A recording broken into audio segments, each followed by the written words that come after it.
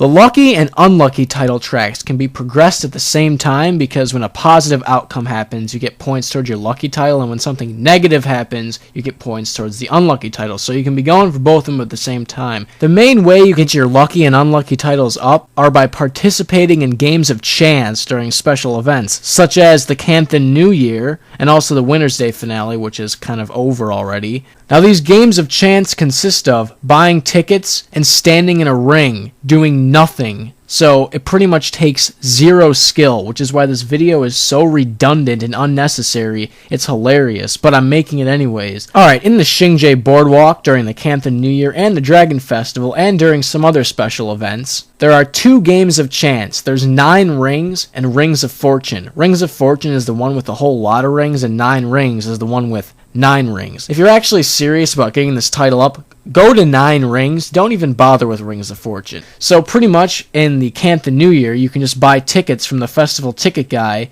Pretty much every 3 seconds, the guy counts down, and one of the rings is selected as the winner. And if you win, you get a certain amount of tickets depending on what ring you're standing in. And you get a smaller amount of tickets depending on if you're like adjacent to one of the rings that wins. Now, standing in one of the corners of the edges, you get a much greater prize if your ring is selected, but you have a less chance of winning. And if you stand in the center, you win more often, but the prize isn't as good. But in the end, it all evens out. It all ends up to the same over time, depending on wherever you stand. Now, there's rumors saying you get more points if you stand in the center or something.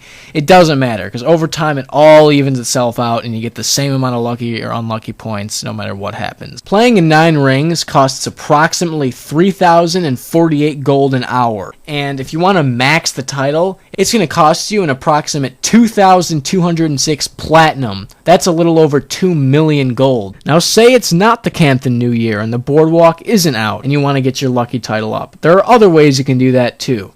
You can use lockpicks. Now, if your lockpick is retained, you'll get 250 points towards your lucky title, and on the other hand, when you break it, you gain points towards your unlucky title. Now, whatever way you plan on progressing in this title, it's going to be expensive. But the only difference is one of them requires no skill at all. The other one requires you to go run around and open chests. But that way you get points towards your Wisdom and Treasure Hunter title at the same time. Plus you get gold drops from the chests as well. Oh yeah, there's also 4-leaf clovers that aren't an effective way at all to gain this title. So don't even bother with clovers. Alright, well that's just about it. Time to go blow all my money on tickets and sit in the rings for the rest of the weekend. See you guys! Wait, Doom, you can't just leave him there. I guess while he's off taking a dump, I'll have to finish the guide for you guys. Well, anyway, this is Chris P. Bacon here, and I'm gonna finish the guide for you guys. I know a lot about Cantha because I'm a Cantha native, because I only had factions for over a year. After that year, I became pretty interested in my Canthan heritage, so when I was back at Brower Academy, I took some history classes of Cantha. Since this video is about the Lucky title, I guess this guy named Lucky Hawkeye is worth mentioning.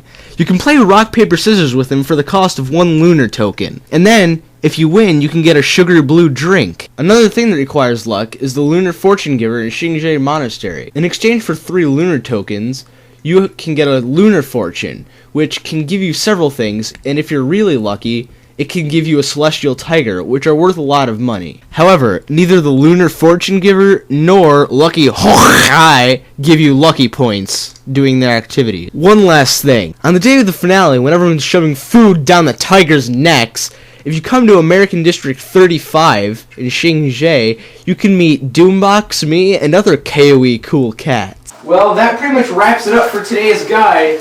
If you want to PM Doombox in-game, you can PM him as Doombox. If you want to PM me in-game, you can PM me as Chris P. Bacon. And if you want to join our guild, then PM Doom. Alright, well, if you need in-game help, I'm pretty good with it, because I have 18 accounts. Every account has max storage with stacks of arm braces. So, I'm pretty good. I have obby armor on male and female of every profession, every set of elite armor for each gender. You know, I've got all the tormented weapons, every single destroyer weapon. However, I haven't beaten prophecies. Alright, well, it looks like we have a lot of spare time right now. So, I guess I'll just share some of my insights that I've come upon in the past. Have you ever thought of how useless resurrection is? Like the skill resurrect. I mean, it's a 5-second cast. It's so easy to. It's just horrible. But I mean, it's just so bad. I'm trying to relate some of this stuff to wars, and back in the day when I still had factions for about a year, and then when I still had all of the campaigns, I didn't have a graphics card. And you might be saying, well, how did you play the game if you didn't have a graphics card?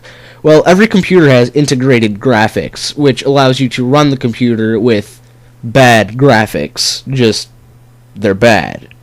But before then, there were some things that I just could not. There were just some things that came out really bad. For example, when I was in the vortexes in Nightfall, they weren't circles or spheres. They were cubes. Cubes. Vortexes are not cubes. Okay?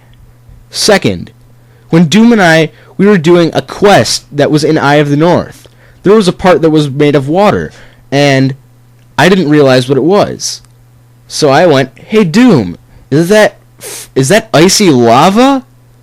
He said, "No, that's water." Okay? So for those of you complaining that your graphics are really bad, don't complain, because I didn't even have a graphics card, and I was playing on a Pentium 2.5. And yes, it actually was a Pentium 2.5. I'm not just making that up. Alright, I'm back. Alright, well, I gotta go, but this is Chris P. Bacon signing off. Oh man, I lost all my lucky points while I was AFK.